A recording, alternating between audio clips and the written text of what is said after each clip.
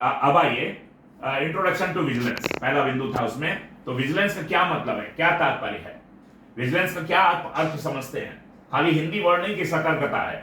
Vigilance का मतलब है कि करप्शन, नेग्लिजेंस और मिसकंडक्ट इन पब्लिक सर्विस के प्रति वॉचफुल रहना। वॉचफुल माने जागरूक रहना, नजर रखना, सर्विलेंस रखना, ओवरसी करना, करप्शन नहीं होने पाए, नेग्लिजेंस जो है डिपार्टमेंट में ना फैले, और मिसकंडक्ट कोई पब्लिक सर्विस में ना कर पाए, यानी कोई दुराचरण ना करे, कोई गलत काम ना करे, उसका आचरण बिल्कुल जो है जैसा becoming of A government servant होना चाहिए वैसा हो, जैसा कंडक्ट रूल्स कहता है, और उसमें नेग्लिजेंसी ना हो, यानी और करप्शन में इन्वॉल्व ना हो। इस पे जो नजर रखी जाती है उसी को विजिलेंस कहते हैं।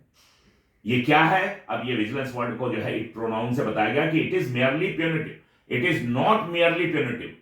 अब ये जो विजिलेंस का पूरा सिस्टम है, सेटअप है, वो केवल यही नहीं कि मात्र प्यूनिटिव है कि दंड देना लोगों को, ठीक है, पकड़ना है गलत काम करने वालों को और दंड देना ना, यही काम नहीं है। तो एक पक्ष हो गया। इसके दो और काम है। क्या काम है? प्रिवेंटिव काम भी करता है और करेक्टिव काम भी करता है। यानी विजिलेंस शब्द से आप ये भी समझिए कि विजिलेंस का यही मतलब नहीं है कि खाली जो है लोगों को पकड़ना जो गलत काम करें और उनको जो है दंड देना, ताकि वो डेटरेंट इफेक्ट हो और दूसरे लोगों में भय जाए, दूसरे लोग समझे कि भाई देखिए उसका क्या असर होगा। यही नहीं है, ये तो ये है ही है, एक पहलू है। दूसरा पहलू क्या? प्रिवेंटिव। लोग पहले से जानकार हैं कि भाई ये काम नहीं करना, इस तरह से नहीं करना है। प्रिवेंटिव यानी रोकथाम, पहले से जो है लोग उसको जो है रोकथाम करें, कोई भी गलत चीज ना करें, वो निरोधक टाइप का भी काम है इसका।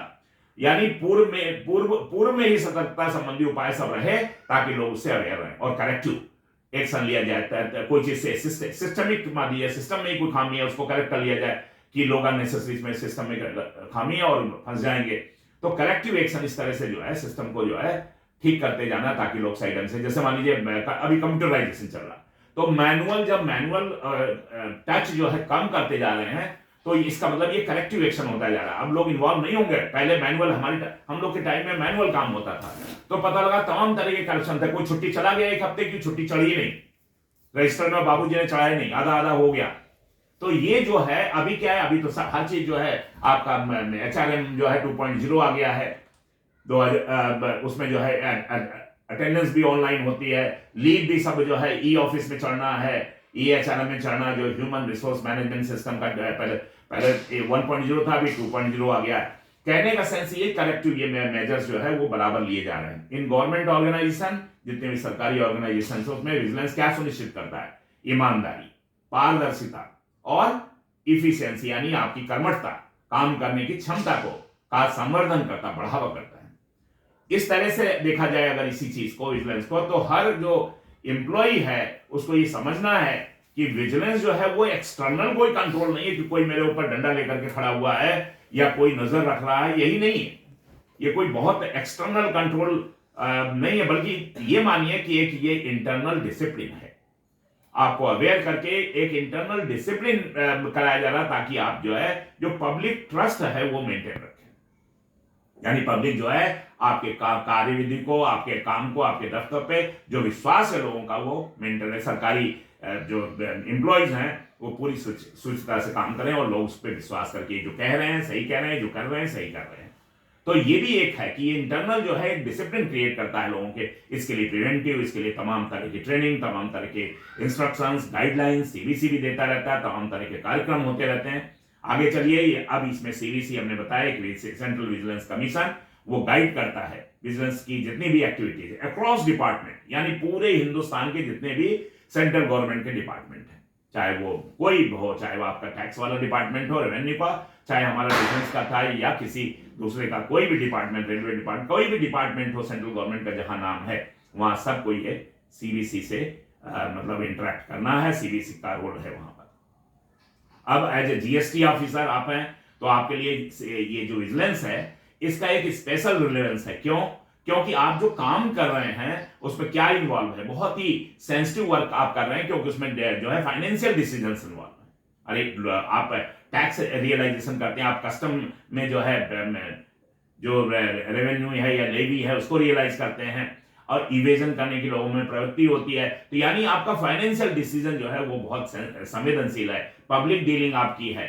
तो इसलिए जो है आपका जो डिपार्टमेंट है उसमें इंटीग्रिटी इन रेवेन्यू एडमिनिस्ट्रेशन होना चाहिए। यानी रेवेन्यू एडमिनिस्ट्रेशन जो भारत का सरकार का एक वित्त प्रशासकीय कार्य चल रहा है, उसमें जो है एक शुचिता, ईमानदारी और पवित्रता की जरूरत है। तो आप जो है बहुत ही महत्वपूर्ण हैं, क्योंकि आप बहुत वल्नरेबल हैं। बहुत से डिपार्टमेंट हैं उतने वल्नरेबल नहीं है, उतने वो जो है संवेदनशील नहीं होते हैं, क्योंकि उनका पब्लिक से मान लीजिए टच नहीं है। लेकिन आपका जो है पब्लिक टच और खासकर पैसे का मामला है, वित्तीय मामला है। तो जो वित्तीय प्रबंधन का काम है या प्रशासन का काम है देश में, वो ठीक से रहे, उसमें पवित्रता रहे, शुद्धता रहे, इसके लिए आपके लिए बहुत जरूरी है विजिलेंस को समझना। आगे आइए, थोड़ा ऑब्जेक्टिव की बात करते हैं नेक्स्ट पीपीटी में। देखिए कि ऑब्जेक्टिव क्या है इसका उद्देश्य क्या है विजिलेंस का। तो उद्देश्य क्या है, जो ऑब्जेक्टिव्स हैं, जो इसके मानक मूल्य कह सकते हैं, क्या क्या काम करेगा ये, क्या किन उद्देश्यों से ये सब काम हो रहा। पहला काम है टू प्रमोट इंटीग्रिटी, बढ़ावा देना इंटीग्रिटी को, वही पवित्रता, शुद्धता, प्रिवेंट करप्शन को रोकना।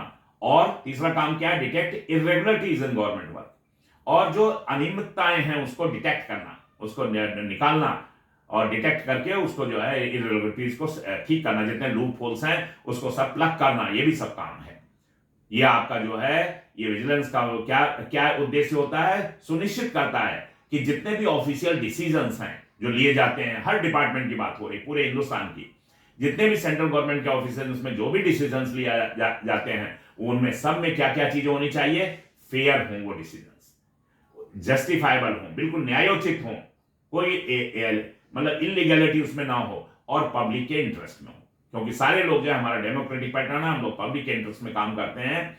सरकार जो है वो कौन चला रहा है, यानी इलेक्ट होकर के जो इलेक्टेड रिप्रेजेंटेटिव्स हैं, तो एक तरह से इलेक्टेड रिप्रेजेंटेटिव और एग्जीक्यूटिव जो है, एग्जीक्यूटिव हो गए, मान लीजिए सेक्रेटरी हो गए, और आप लोग हो गए, जितने भी सरकारी नुमाइंदे किसी लेवल के हों, तो एग्जीक्यूटिव पूरा सिस्टम है, और जो ये इलेक्टेड मेंबर है, जनप्रतिनिधि हैं, उनके बीच में एक जो विश्वास का वातावरण है वो आपके थ्रू ही मेंटेन हो पाएगा।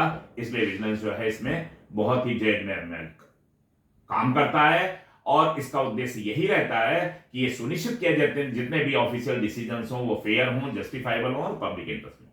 विजिलेंस और क्या करता है, ये ऑनेस्ट ऑफिसर को प्रोटेक्ट भी करता है। यही नहीं, ऑनेस्ट की गलत आदमी को पनिश करता है, ऑनेस्ट लोग ऑफिसर्स को जो है प्रोटेक्ट करता है। क्योंकि जब फॉल्स कंप्लेंट होती है, तो अगर हमारा सिस्टम सही काम कर रहा है सीबीसी का या सीबीओ का, तो इंक्वायरी बिल्कुल फेयर होगी, फेयर इंक्वायरी होगी, तो उसमें ट्रांसपेरेंसी रहेगी इन्वेस्टिगेशन में। तो जो हमारा सही सच्चा ऑफिसर है, सही ऑफिसर है, तो उसमें कुछ नहीं मिलेगा। किसी की इमेज को मिलाइन करने के लिए या मैलिशियस या फ्रिवलस कोई कंप्लेंट करता है, तो यानी अगर हमारा सिस्टम सही है सब चीज विजिलेंस का, तो इंक्वायरी होगी वो सही होगी, और हमारा ऑनेस्ट ऑफिसर का प्रोटेक्शन भी मिलेगा। क्योंकि कई बार देखा कि सर इंक्वायरी करा लीजिए, हमने ये काम नहीं किया, सही है, तो ऐसा कहने का साहस आप में रहेगा कि आपको सर इंक्वायरी करा लीजिए, लोग ऐसे गलत कह रहे हैं, लोग मैलाइन कर रहे हैं हमारी इमेज को, तो कम से कम अगर हमारा सिस्टम सही है तो सही इंक्वायरी होगी, और हम जो है उसमें पाक साक निकल करके आएंगे। आगे आइए, ये विजिलेंस जो है प्रदान करता है क्या, चेक्स एंड बैलेंस सिस्टम ही। ये एक ऐसा सिस्टम है, एक ऐसी प्रक्रिया है जिसमें जो है चेक्स भी है और बैलेंस भी है। यानी जो है आपका जो है एक तरह से संतुलन भी है और एक तरह से जांच भी है। तो जांच और संतुलन से जुड़ा हुआ ये सिस्टम है विजिलेंस हमारा। जब प्रिवेंटिव विजिलेंस चलता है, उसमें प्रिवेंटिव विजिलेंस में क्या करते हैं, इंस्पेक्शन करते हैं, ऑडिट, मान लीजिए एक तरह से ऑडिट करते हैं, इंस्पेक्शन करते हैं, सरप्राइज चेक करते हैं, और संवेदनशीलता को बढ़ाते हैं इस मामले में। तो इन सब टूल्स के माध्यम से जो है ये एक चेक्स एंड बैलेंस वाला सिस्टम जो है क्रिएट होता है विजिलेंस का। ए स्ट्रॉन्ग विजिलेंस फ्रेमवर्क, अगर पूरे सेंट्रल गवर्नमेंट के ऑफिस में या पूरे देश में अगर कोई मजबूत सेंट्रल फ्रेमवर्क होगा, यानी ढांचा जो इसका है सतर्कता का, विजिलेंस का, ये ढांचा अगर मजबूत होगा तो ये क्या बढ़ाएगा, इससे क्या फायदा मिलेगा, इफिशियंसी बढ़ेगी, हमारे जितने भी कार्मिक हैं उनकी इफिशियंसी बढ़ेगी, और ये जो है संवर्धन करेगा, उनकी जवाबदेही सुनिश्चित करेगा, और ये जो है इंप्रूव करेगा इमेज ऑफ द डिपार्टमेंट की इमेज जो है इंप्रूव होगी, किसके बीच में, टैक्स पेयर के बीच में और सिटीजन्स के बीच में या हमारे क्लाइंट के बीच में। तो ये सब काम विजिलेंस करेगा। आइए चलिए हरीडली चलते हैं नेक्स्ट पीपीटी में। हमने आपको देखे नेक्स्ट पीपीटी अपलोड हो गई है, जब ना हो तो हमें प्लीज इन्फॉर्म करिएगा। तो अभी चलिए हम समझते हैं ये प्रिवेंटिव, पेनल्टी और पार्टिसिपेटिव क्या मतलब है।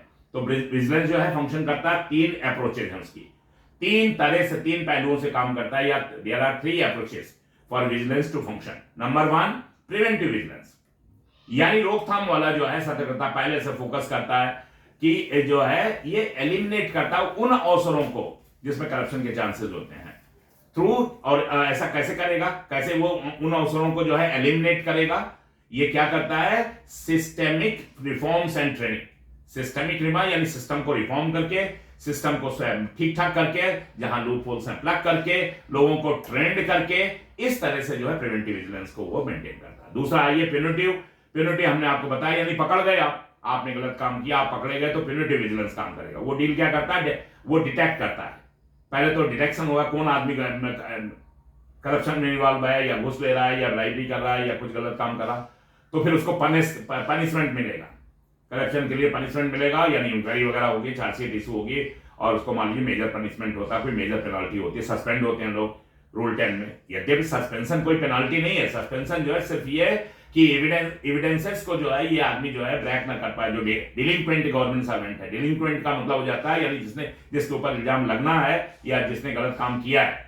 अगर वो गलत काम करने वाला व्यक्ति जो है, जो एविडेंस है, साक्ष्य है, उन साक्ष्यों को जो है अगर कसूरवार आदमी जो है तोड़ता है, तो फिर इंक्वायरी क्या होगी, तो कुछ नहीं होगी। अगर सारे विटनेस टूट जाएंगे तो फिर बड़ा मुश्किल होगा, क्योंकि हमारा ये सिस्टम कॉसी जुडिशियल है। इसमें जो है साक्ष्यों का बहुत जरूरी का, चाहे वो डॉक्यूमेंट्री रूप में हो, चाहे वर्बल रूप में हो, किसी भी तरह से जो है, चाहे कोई पेपर हो, फाइल हो, या कोई व्यक्ति आकर के स्टेटमेंट दे, तो इन पर बेस करता है। और हमारा ऐसे भी हमारा जो ये सिस्टम है पूरा, ये कॉसी जुडिशियल है। कॉसी जुडिशियल का मतलब बिल्कुल जैसे हमारा न्यायिक प्रक्रिया चलती है कि इसमें सुना जाता है, ऐसे कोई आर्बिट्रेरी कोई एक्शन नहीं हो जाता है, एक तरफा कोई कार्रवाई नहीं हो जाती है, या कोई जो है मनमानी तरीके से किसी को पनिश नहीं कर सकता है। संविधान की धारा 311 में हमें ये प्रोटेक्शन मिला हुआ है। फिर से सुनिए, संविधान की धारा 311 में सभी सरकारी जो नुमाइंदे हैं उनको प्रोटेक्शन मिला हुआ कि नहीं, अगर उनके ऊपर एक्शन लेना तो आप पहले उनको पूरा मौका दीजिए, इंक्वायरी करिए, उनकी बात सुनिए, उनके भी, और एक इंडिपेंडेंट इंक्वायरी ऑफिसर बनाइए, वो दोनों पक्षों को सुनेगा, चाहे प्रोसिक्यूशन साइड हो और चाहे डिफेंस साइड हो, और फिर कंक्लूजन में पहुंचेगा। फिर डिसिप्लिनरी अथॉरिटी डिसाइड करेगी based on the report received from the inquiry officer. तो यानी कहने का सेंस ये है कि ये सब जो है, ये प्यूनिटिव एक्शन जो है डेटरेंट होता है, ये पहले पकड़, और ये इसमें जो लोगों को जो है एक ये दिखाने के लिए कि भाई देखिए इसने गलत काम किया तो इस तरह का एक्शन हुआ। अब आइए मेन पार्टिसिपेटिव विजिलेंस। प्रिवेंटिव सबसे मेन, फिर प्यूनिटिव हो गया, प्यूनिटिव उतना अच्छा नहीं माना जाता। अब आइए participative vigilance. Participative vigilance is very important, यानी सबका साझा। अभी आप जो विजिलेंस का ये है, आपका जो थीम है इस बार का, वो भी यही है कि आपका जो है साझा, सबका जो है जिम्मेदारी ये है। विजिलेंस जो है एक शेयर्ड जो है रिस्पॉन्सिबिलिटी है, वही कंसेप्ट ये है। सबका पार्टिसिपेशन इसमें इन्वॉल्व क्या होता है, यानी पब्लिक कोऑपरेशन, सारी पब्लिक कोऑपरेट करे बाई इनकरेजिंग, किस चीज को इनकरेज करके शिकायत करे। अगर कोई पैसा लेता, मांगता है, या कुछ करता है, फाइल दबाता है, या परेशान कर रहा है, हैरेस कर रहा है, नहीं काम कर रहा है, तो शिकायत करे और सजेशंस भी दे। कुछ अगर मान लीजिए सिस्टम में सुधार चाहते हैं तो सजेशन दे कि अगर ये इस तरह का जो है लोगों की बात सुन करके, चाहे वो हमारे क्लाइंट हो, चाहे वो हमारे कस्टमर्स हो, चाहे वो हमारा सिविल सोसाइटी हो, चाहे हमारा डिपार्टमेंट ऊपर हायरार्की हो, कोई भी, चाहे हमारा ट्रेनिंग डिवीजन हो जो, या कोई R&D कर रहा है, इसमें सबसे इनपुट लेकर के और धीरे धीरे करके हम लोग जो है सिस्टम को जो है इस तरह से सुधारते हैं, तो ये जो है पार्टिसिपेटिव विजिलेंस कहलाता है। तो ये जो तीनों ये एक दूसरे की पूरक हैं, कॉम्प्लीमेंट्री हैं, यानी प्रिवेंटिव, प्यूनिटिव और पार्टिसिपेटिव तीनों एक दूसरे की पूरक हैं, एक के बिना बाकी दोनों का कोई मूल्य नहीं। तो यानी हर तीनों मिलने पर ही जो है संपूर्णता आएगी। तो प्रिवेंशन अवॉइड्स फ्यूचर मिसकंडक्ट। अगर प्रिवेंशन है, पहले हम जागरूक हैं, तो वो क्या हमें रोकेगा कोई मिसकंडक्ट करने से आगे आने वाले समय में। और अगर पनिशमेंट दिया जाता है, यानी पेनल्टी एक्शन हो रहे हैं, तो वो क्या करता है, डेटर करता है ऑफेंडर्स को, यानी कोई भी गलत काम करने से डरेगा। जो ऑफेंडर्स है, यानी वुड बी ऑफेंडर्स, ऐसा समझ लीजिए, एक पे तो एक्शन हो ही रहा है, उसकी नौकरी जा रही है, तो दूसरे डर जाएंगे कि भैया अगर ऐसा किया तो नौकरी चली जाएगी, रिमूवल फ्रॉम सर्विस है इसमें, या कंपलसरी रिटायरमेंट है, या डिसमिसल फ्रॉम सर्विस है। और तीसरा है पार्टिसिपेशन। ये क्या बिल्ड करता है, ये बड़ा इंपॉर्टेंट ये भी है। पार्टिसिपेशन बिल्ड्स, क्या बिल्ड्स करता है, क्या चीज बनाता है, ये ट्रस्ट, विश्वास पैदा करता है, किसके बीच में, पब्लिक और डिपार्टमेंट के बीच में, यानी हमारे कस्टमर या जो हमारे जिनके लिए हम सेवा दे रहे हैं, जो मैंडेटेड टास्क है हमारा, हम भारत की जनता को जो है सर्व कर रहे हैं एक सिविल सर्वेंट के रूप में, तो उसके डिपार्टमेंट को कौन रिप्रेजेंट करता है? हम लोग रिप्रेजेंट करते हैं जो लोग सेवा दे रहे हैं। तो पब्लिक के बीच में हमारी इमेज जब अच्छी जाती है तो एक ट्रस्ट जो है वो बिल्ड करता है। ये पार्टिसिपेशन है, उनकी शिकायत सुनी जाए, उनके सजेशन को जो है नजरअंदाज ना किया जाए और डिपार्टमेंट में चेंजेस उसी तरह से किए जाए, आगे की पॉलिसीज उसी प्रकार तय की जाए। तो ये तीनों अपने जो है एक दूसरे के पूरक हैं। आइए नेक्स्ट पीपीटी में आते हैं। रोल ऑफ सीवीसी विजिलेंस, ये सेंट्रल विजिलेंस कमीशन का क्या रोल है? तो सीवीसी एस्टैब्लिशेस, ये एक्ट बना था, कानून बना था एक सीवीसी एक्ट। अब देखिए एक्ट और रूल्स में डिफरेंस बता देते हैं यहीं पर। एक्ट क्या है? एक्ट आप जब कानून तब बनता है जब बिल आता है पार्लियामेंट में। Bill, BILL, bill. ये बिजली का बिल नहीं है और टेलीफोन का बिल नहीं है। ये जब ड्राफ्ट जो कानून बनना है उसका जो ड्राफ्ट है उसे बिल कहते हैं। जब तक वो कानून बन नहीं जाता एक्ट नहीं कहलाता, वो बिल कहलाता है। बिल पार्लियामेंट में पेश हुआ, वहां से मान लीजिए पास हुआ, जो भी 2/3 बहुमत हो, और फिर वहां से जो है मान लीजिए वो बिल गया अपर हाउस में गया, लोकसभा से राज्यसभा में गया, राज्यसभा में लोगों ने उसको पास किया। अब इसके बाद तीसरा स्टेप है महामहिम राष्ट्रपति महोदया का, उस पर एसेंट लिया जाता है, यानी उनकी सहमति है, उनका सिग्नेचर, उनका हस्ताक्षर। इसके बाद एक और स्टेप है, देखिए जैसे ही हस्ताक्षर हुआ कानून तो बन गया, लेकिन इसके बाद उसे गैजेट कराना पड़ता है। गैजेट ऑफ इंडिया में जो है वो जब गैजेटेड हो जाता है वो, तो उस तारीख से वो रूल जो है एक्ट बन जाता है। वो बिल जो है किसमें कन्वर्ट हो जाता है? एक्ट में।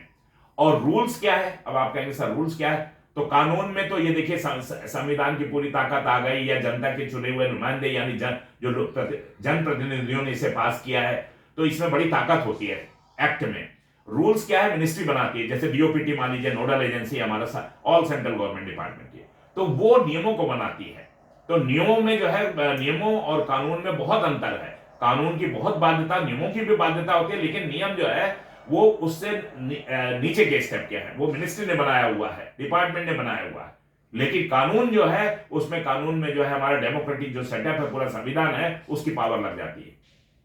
चलिए आइए, ये जो सीवीसी क्या है, ये इसमें ये एक्ट के तहत सीवीसी जो है सेंट्रल विजिलेंस कमीशन, ये जो है इसको 2003 का कानून इसमें जो है बना हुआ है। ये एक एपेक्स बॉडी, इसी वर्ड को हमने यूज किया था। ये सबसे बड़ी संस्था है जो पूरे सेंट्रल गवर्नमेंट डिपार्टमेंट में विजिलेंस को जो है ओवरसी करती है। ओवरसी करने का मतलब है यानी उसको सुपरवाइज करती है, और ये डिसिप्लिन मैटर्स में सारे डिपार्टमेंट को जो है निर्देश देती है, विजिलेंस एडमिनिस्ट्रेशन को सुपरवाइज करती है, और ये सुनिश्चित करती है कि जितने भी प्रोसीजर्स चल रहे हैं डिसिप्लिन के या किसी भी चीज के ऑल सेंट्रल गवर्नमेंट ऑफिसर में, उसमें यूनिफॉर्मिटी हो, उसमें जो है एक रूपता रहे। तो ये सब काम जो है सीवीसी का है।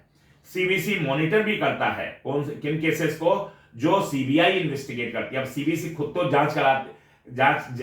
जांच एजेंसी नहीं है सीवीसी एपेक्स बॉडी हो गया, उसके हैंड्स है, एक्सटेंडेड हैंड्स है, तो सीबीआई उसके हैंड्स हैं। तो सेंट्रल ब्यूरो ऑफ इन्वेस्टिगेशन से वो कराती है, और या फिर सीबीओज बैठे हुए हैं, सीबीओज हर डिपार्टमेंट में सीवीसी ने सीबीओ बना दिए हुए हैं, चीफ विजिलेंस ऑफिसर बना दिया, नॉमिनेट कर दिया है, उनके थ्रू जो है इंक्वायरी कराती है। और बाकी जो है कोई बड़ी बड़ी जो करप्शन के केसेस कुछ है, या प्रिवेंशन ऑफ करप्शन एक्ट में जो है 1988 के तहत कोई इंक्वायरी करानी है तो सीबीआई से कराती है। तो ये जो है सीवीसी का काम है। आगे आइए, ये जो सीवीसी है, ये सीबीआई जो है सीवीसी के अंडर में काम करती है एक तरह से, यानी सीवीसी जो है ये सीबीआई को कंट्रोल करता है, और सीवीसी जांच जो है इसके थ्रू कराता है बड़े बड़े केसेस की। और बाकी कुछ केसेस की तो ये आपका जो है सीबीओज है, अभी तो लोकायुक्त है, लोकपाल है, तमाम तरह के ऐसे एजेंसीज हैं जो जांच करती हैं।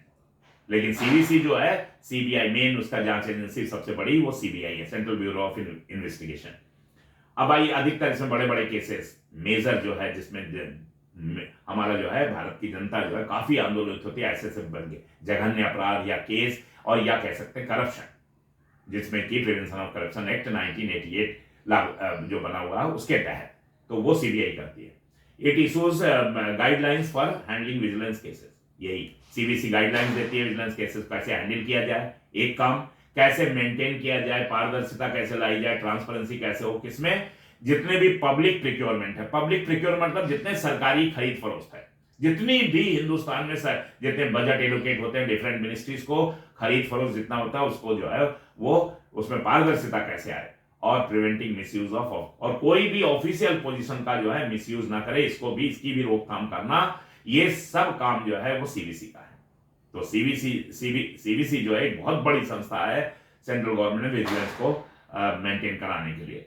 इन सीबीआईसी फॉर्मेशन जो आपका डिपार्टमेंट है उसमें जो है सीबीओ, चीफ विजिलेंस ऑफिसर, वो क्या काम करते हैं, क्या एक्ट्स करते हैं, ये एक लिंक है किसके बीच में, डिपार्टमेंट के बीच में और सीबीसी के बीच में।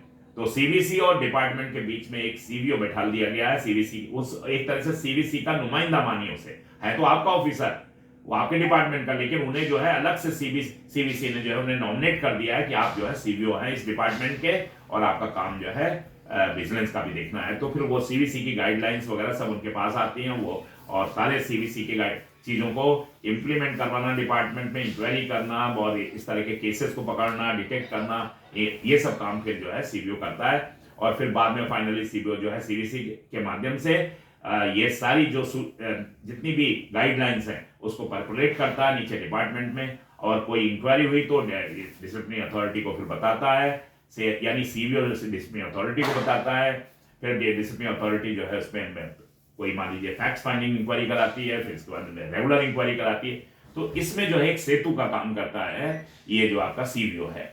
आगे आइए, vigilance setup in CBI and GST formation. तो विजिलेंस सेटअप थोड़ा डिस्कस किए ही मैंने, आपके डिपार्टमेंट की जहां तक बात है, एक सेटअप है सीबीआईसी, वो सीबीआईसी फंक्शन करता है किसके अंडर में, डायरेक्टर जनरल ऑफ विजिलेंस, डीजीओवी कहते हैं शॉर्ट में, ओ छोटा लिखे, या डायरेक्टर जनरल ऑफ, ये प्रीपोजिशन ऑफ विजिलेंस।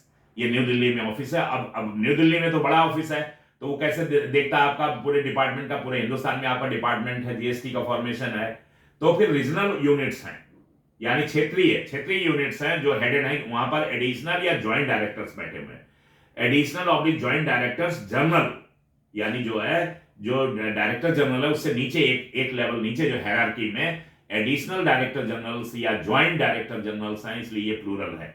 ये हर जगह बैठे हुए हैं रीजनल, मान लीजिए पूरे हिंदुस्तान को जितने रीजन में बांट दिया तो वहां पर बैठे हुए हैं। हु कोऑर्डिनेट, जिनका काम है कोऑर्डिनेट करना जोनल ऑफिसर से, तो वो तो रीजन में बैठे हुए हैं, जोनल ऑफिसर्स में भी इसका जो है कोऑर्डिनेशन चलता है, यानी जोनल ऑफिसर्स हो गए, कमिश्नरेट हो गया, वहां तक जो है ये नीचे तक जो है रीजनल ऑफिसर जो है उसको कोऑर्डिनेट करता है। तो इसके बाद आइए कमिश्नरेट आ गया, in each commissionerate, her commissionerate में, जैसे आपका रांची जोन का एक कमिश्नरेट हो गया मान लीजिए, या कई कमिश्नरेट हैं जोन में, तो द सीवीओ एंड विजिलेंस ब्रांच, जो आपका सीवीओ है चीफ विजिलेंस ऑफिसर है, और जो विजिलेंस ब्रांच आप है वो हैंडल करेगा कंप्लेंट्स को, शिकायतें जो आएंगी, चाहे किसी भी रूप में शिकायत आए, कोई व्यक्ति करे, पिडवी के थ्रू आए, या एनोनिमस, सिडोनिमस, तमाम तरह कंप्लेंट आ रहा, वो उसकी क्या गाइडलाइंस है बाद में डिस्कस करेंगे कि एनोनिमस कंप्लेंट को कैसे हैंडल करना है, सिडोनिमस कंप्लेंट को कैसे, सब्सटेंस है कि नहीं उसमें, इंक्वायरी करानी कि नहीं करानी, वो वेरिफिकेशन कैसे करेगा, और फिर डिसिप्लिनरी मैटर्स, ये सब काम देखने का काम है विजिलेंस ब्रांच का, या सीबीओ, जो सीबीओ के अंडर में विजिलेंस ब्रांच है। दे मेंटेन, ये लोग क्या करते हैं, ये जो सीबीओस हैं ये मेंटेन करते हैं लाइजन, ये लाइजन करते हैं यानी बातचीत करते हैं डीजीओबी यानी डायरेक्टर जनरल ऑफ विजिलेंस से, और सीबीसी से भी, सेंट्रल विजिलेंस कमीशन से भी बात करते हैं, और एडवाइस और मॉनिटरिंग ये सब चलता रहता है इनके बीच में।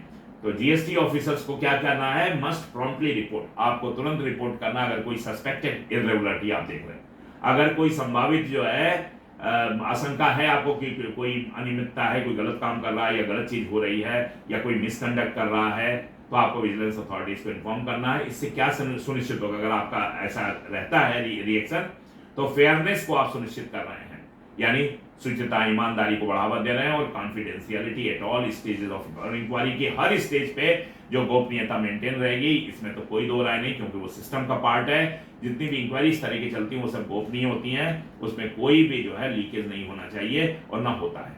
आगे आइए, common irregularities in GST and excise. तो कॉमन इरेगुलरिटी क्या होती है जीएसटी के मामले में, कि तो विजिलेंस रिलेटेड जो इरेगुलरिटीज आप उसमें क्या क्या इंक्लूड है, क्या क्या चीज समाहित है। पहला तो मिसयूज ऑफ डिस्क्रिशनरी पावर्स, ये जो पावर्स है, जो फाइनेंशियल मैटर आप डील करते हैं, आप जो है लोगों के टैक्स इवेजन को रोकते हैं, टैक्स रियलाइजेशन करते हैं, लेवी रियलाइज करते हैं, तो आप क्या करते हैं, कई बार जो है लालच में फंस करके मिसयूज ऑफ डिस्क्रिशनरी पावर्स, यानी जिसको जो डिस्क्रिशनरी पावर, डिस्क्रिशनरी वर्ड का मतलब है कि आपको आपके पोस्ट के हिसाब से कुछ पावर्स गवर्नमेंट ने डेलीगेट की हुई है, तो जिसकी जो डिस्क्रिशनरी पावर है कि भाई इतने चीज के लिए ये फाइनल अथॉरिटी है, तो उसको आप मिसयूज कर लेते हैं। पर्सनल गेन के लिए या कुछ कह लीजिए या करप्शन के लिए। और एडजुडिकेशन में डिले होता है, यानी जो आपको एडजुडिकेशन के आप जो है एक तरह से आपका इंक्वायरी करना है या आपको जो है एक तरह से जुडिशियल फॉर्म में जो है क्वासी जुडिशियल फॉर्म में आपको सुनना है जो टैक्स नहीं दिया है या जो कंप्लेंट है या आईपीआर का इंफ्रिंजमेंट है इंटेलेक्चुअल प्रॉपर्टी राइट का, तो एजुकेशन में आप डिले कर देते हैं लोगों को बेनिफिट देने।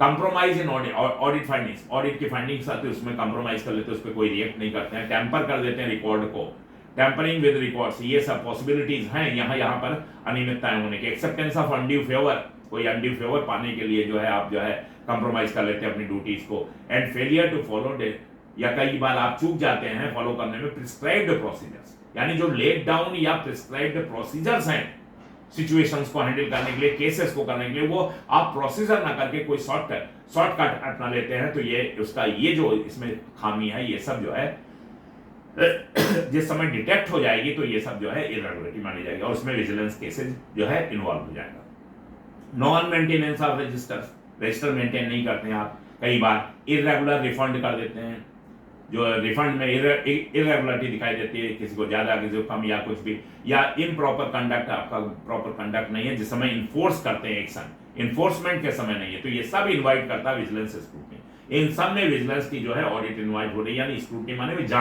जांच जो है विजिलेंस की जांच को आमंत्रित करती है ये सारे।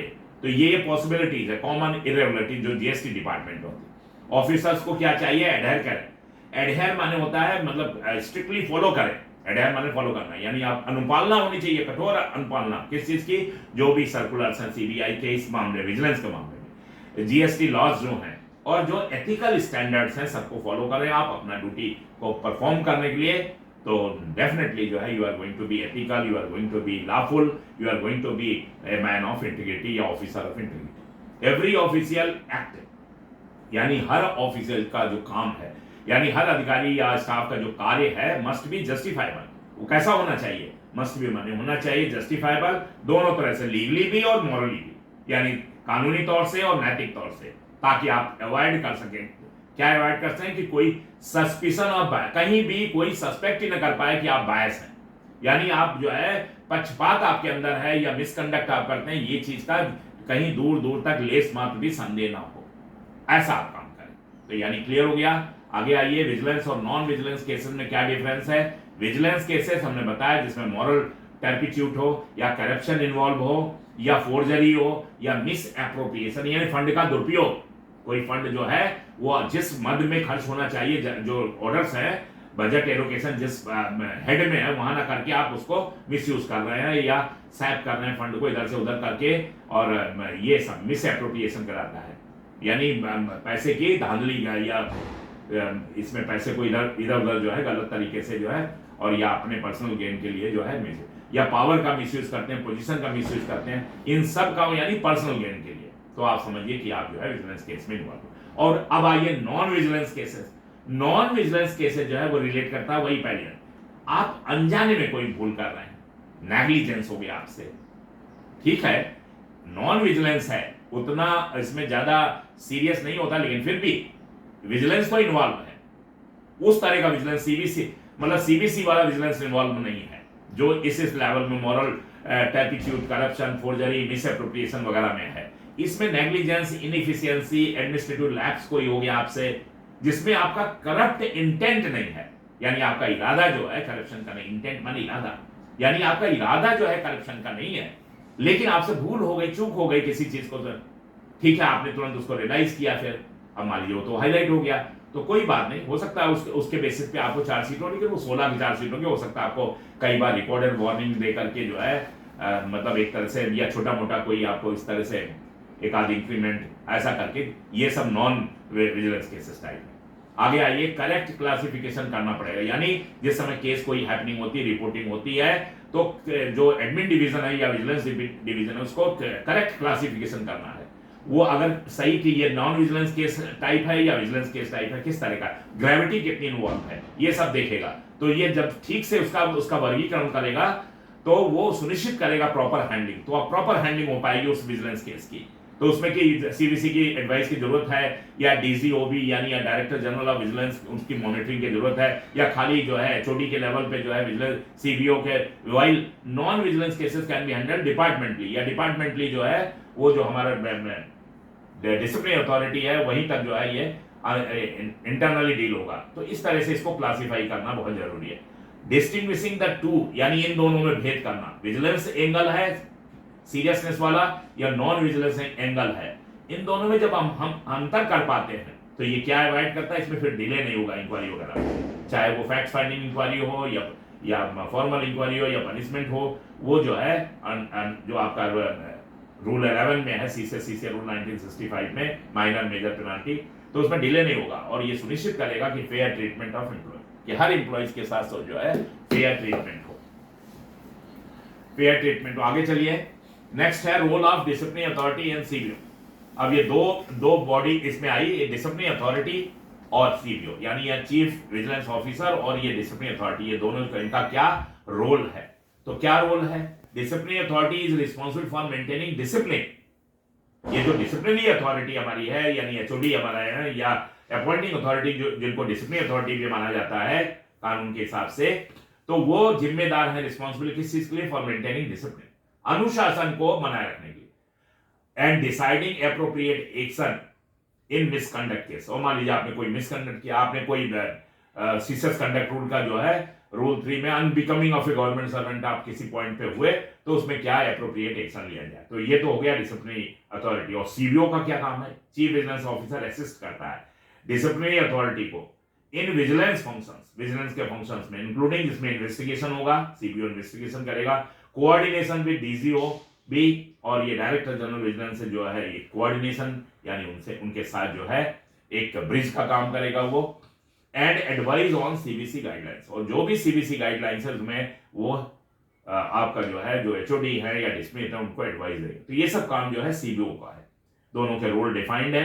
While the CBO ensures, CBO क्या सुनिश्चित करता है, एक तरफ सीबीओ का जो है ये सुनिश्चित करता है कि इम्पार्शियल फैक्ट फाइंडिंग इंक्वायरी हो, डिसिप्लिनरी अथॉरिटी डिसाइड्स करता है कि पनिशमेंट जो दिया जाए based on evidence and rules, वो नियमों पे और साक्ष्यों पर आधारित जो है पनिशमेंट दिया जाए, सीसे रूल 1965 के तहत, चाहे रूल 16 हो चाहे रूल 14 हो, बोथ मस्ट। अब ये दोनों का महत्व है, जो हमारा डिसिप्लिनरी अथॉरिटी है और जो सीबीओ है, बोथ मस्ट एक्ट ऑब्जेक्टिवली, उन्हें किस रूप में काम करना, ऑब्जेक्टिवली, यानी जो उद्देश्य है, जिस उद्देश्य के लिए वो उनकी पोस्ट बनी हुई है या उनको जिम्मेदारी दी गई उसके तहत बैलेंस करते हुए। क्या बैलेंस करते हो, बैलेंस क्या करना है इन दोनों लोगों के, डेटरेंस विद फेयरनेस, यानी डेटरेंस तो हो, लोगों को एक उदाहरण तो बने, लेकिन फेयरनेस हो, साफ सुथरा काम हो, क्या है ऐसा ना हो कि आप जो है वो अनुपातिक ठीक हो, जितना जिसका गिल्ट है, जितना जिसका ऑफेंस है उसके हिसाब से पनिशमेंट हो। तो डेटरेंस और फेयरनेस में जो है एक बैलेंस हो, और ये भी सुनिश्चित करना है कि इस प्रोसेस में, पूरी प्रक्रिया में जो ऑनेस्ट ऑफिसर है उनका हैरेसमेंट ना हो अननेसेसरी, ये भी ध्यान रखना है। तो इस तरह से फंक्शन उनका करना है। नेक्स्ट आइए, handling complaints and preliminary inquiry. तो कैसे कंप्लेंट को हैंडल किया जाता है और जो स्टार्टिंग में जो है फैक्ट फाइंडिंग इंक्वायरी कैसे होती है। तो हर कंप्लेंट जो है वो प्रॉम्प्टली एग्जामिन करना चाहिए और उसकी वेरिसिटी को, वेरिसिटी माने क्या होता है, वेरिसिटी का सेंस है यानी वो सही है कि नहीं, यानी वो केस जो है सच्चा है कि नहीं, झूठा तो नहीं है। तो उस केस की जो है सच्चाई को जानने के लिए जो है ये प्रयास जो है वो बड़ा इंपॉर्टेंट है।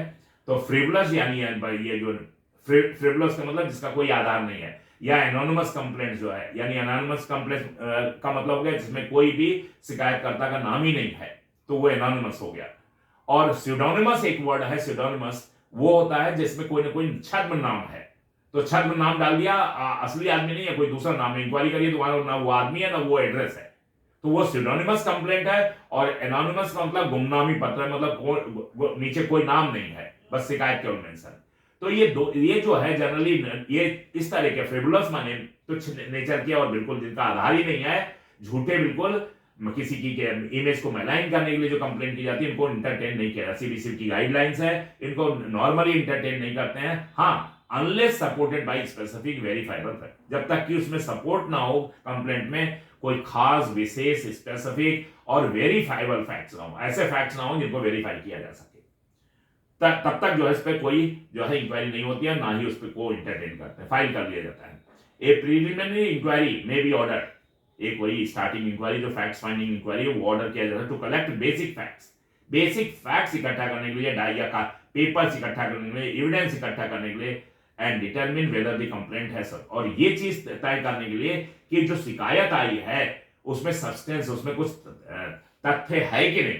अगर है तथ्य तब तो आगे बढ़ेगी, नहीं तो वरना जो है वो बंद हो जाएगी। The purpose is not to punish, purpose ये नहीं है शिकायत आने पर डिसिप्लिनरी अथॉरिटी का, सीबीओ का, ये कोई ये पर्पज नहीं है कि पनिश ही करना है, बट टू डिसाइड, बल्कि ये तय करना है कि जो डिसिप्लिनरी और क्रिमिनल प्रोसीडिंग्स है वो जरूरत है कि नहीं उसकी, कोई भी डिसिप्लिनरी प्रोसीडिंग्स या कोई भी क्रिमिनल प्रोसीडिंग्स उसकी वो वारंटेड है कि नहीं उस तरह के कंप्लेंट में, ये तय करना है।